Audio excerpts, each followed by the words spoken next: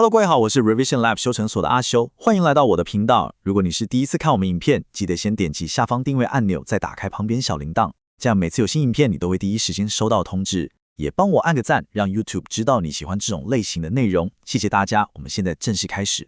好，我们今天要来聊一个我相信，几乎每个人都有共鸣的感受，那就是职涯焦虑。你有没有过一种经验啊？特别是在星期天晚上，太阳下山了，明天又是 Blue Monday， 然后突然之间一股巨大的说不上来的恐慌感就这样冲上来。这个感觉其实有个专有名词叫做周日恐慌症。有国外的调查就显示，超过70%的上班族都经历过。你会开始想，我对自己的期望跟我现在真实的生活那个差距好像越来越大，大到让有点喘不过气，甚至开始怀疑人生。跟你说，这不只是你太脆弱，这其实是我们这个时代一个非常非常普遍的现象。所以今天我们就要来深入拆解这个问题，看看能不能找到一种更温柔、更宽容的方式去定义我们自己的成功。好的，这就是我们今天内容的整个架构。首先，我们会先定义什么是现代职涯危机，也就是刚刚提到的那种普遍的焦虑感。接着，我们会深入去挖造成我们压力的几个主要来源，像是社会上的那种势利眼，还有无所不在的嫉妒心。然后，接下来这点超级重要，我们会来分析一个听起来超棒，但其实副作用非常强大的概念，叫做攻击主义。在了解了问题的根源之后呢，我们会转向解决方案，探讨如何用一种更宽容、更温柔的视角来看待失败。最后也是最关键的，我们会聊聊要怎么样拿回主导权，真正的为自己撰写一套属于你个人的成功定义。好，那我们就马上开始吧。我们就从第一部分开始，现代职涯危机。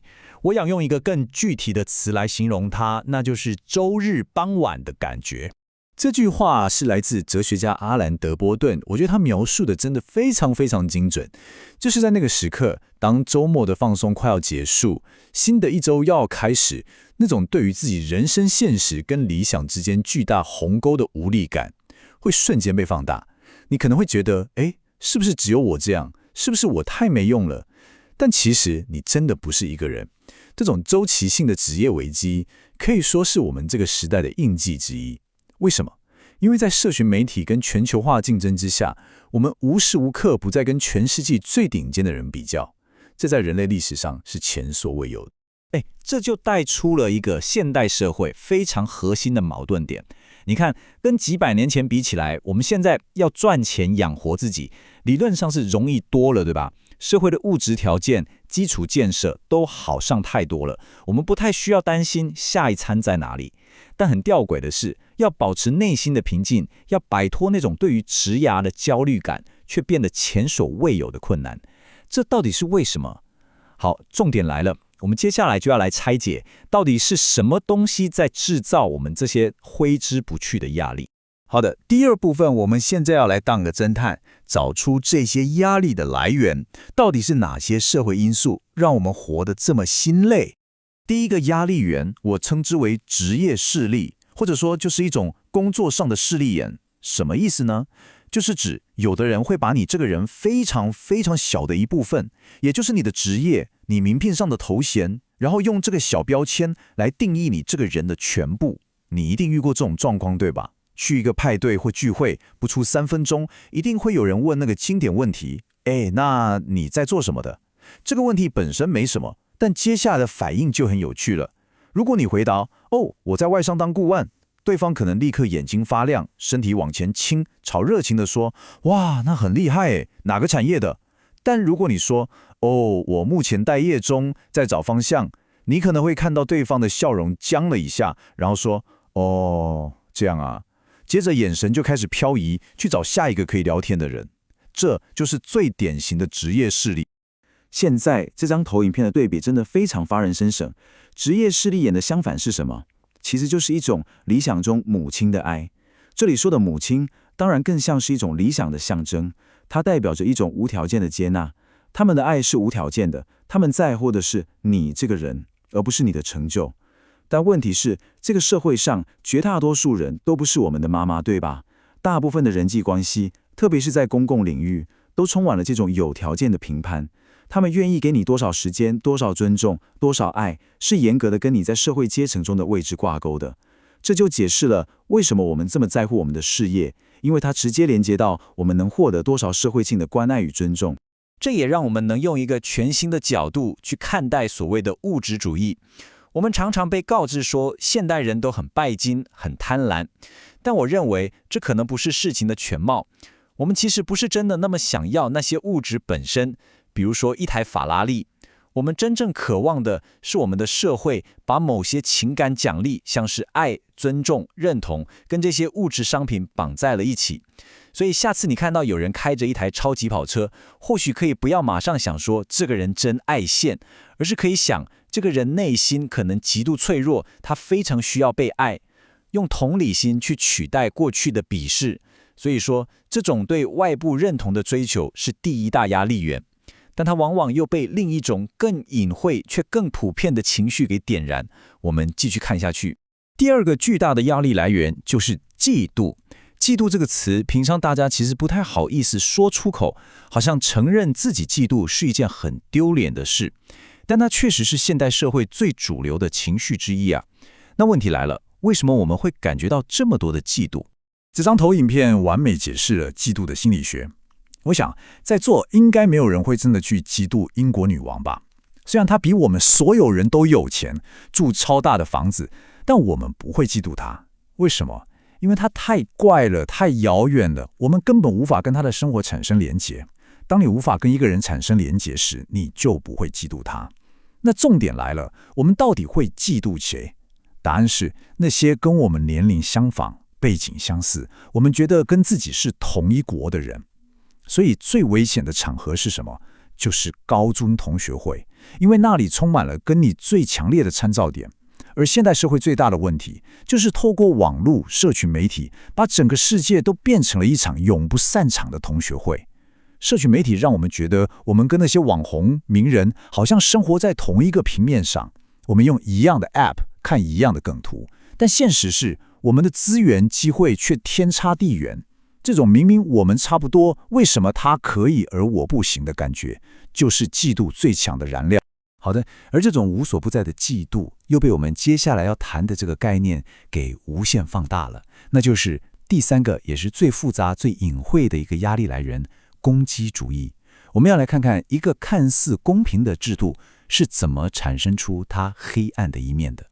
什么是攻击主义哦？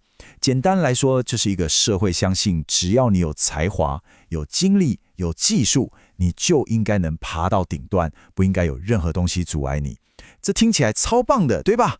这就是我们常说的英雄不怕出身低，机会均等。这是一个非常美好的理想。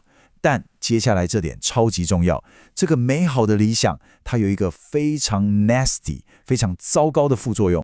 如果你真心相信一个成功的人是应得这份成功的，那么你必然也得相信一个在底层挣扎的人也是应得这份失败的。这张投影片的对比揭示了过去400年来社会观念的巨大转变。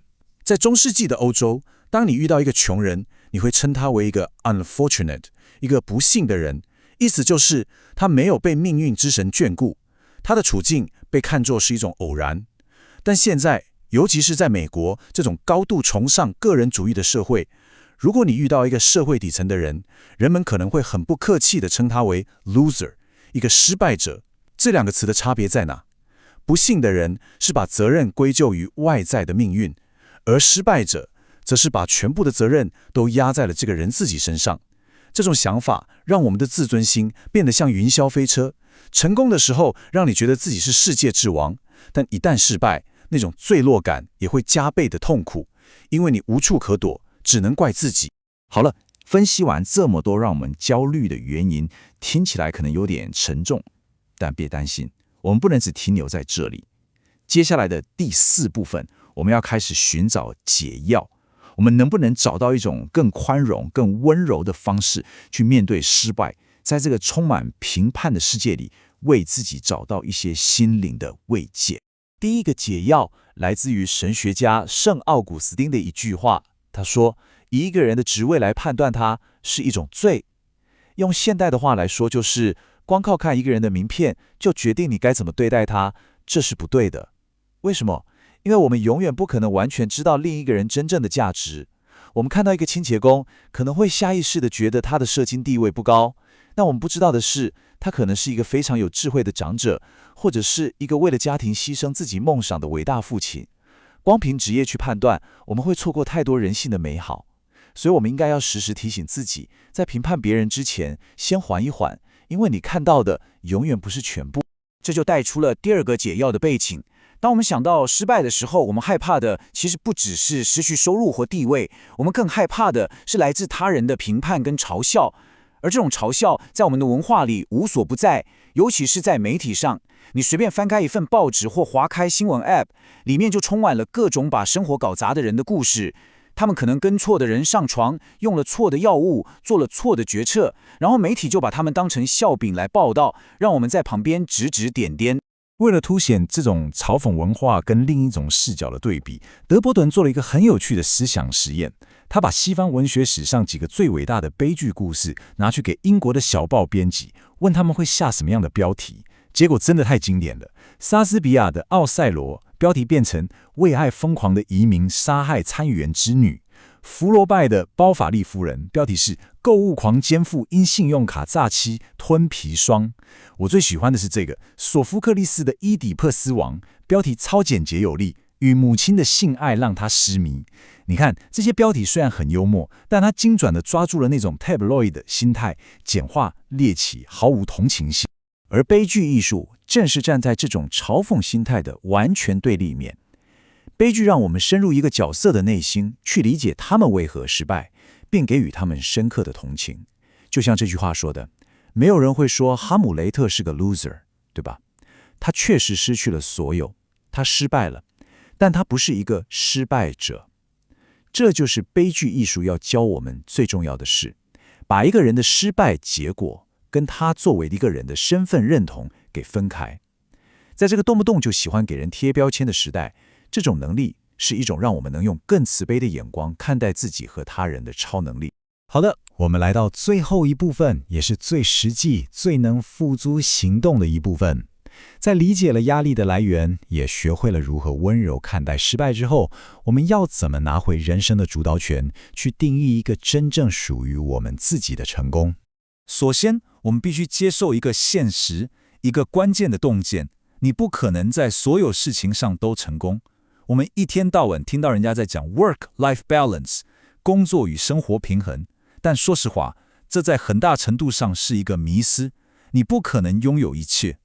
任何一个明智的成功愿景都不是去追求拥有一切，而是去选择你要放弃什么。比如说，你想要成为一个顶尖的创业家，那你可能就得接受你会失去很多陪伴家人的时间。你想要成为一个花很多时间陪小孩的父母，那你可能就得接受你的事业发展会比较缓慢。承认失去的存在，并且有意识地做出取舍，才是迈向成熟的第一步。接下来，我要请大家花点时间问自己一个非常非常重要的问题：你现在脑中对于成功的想象，真的是你自己发自内心想要的吗？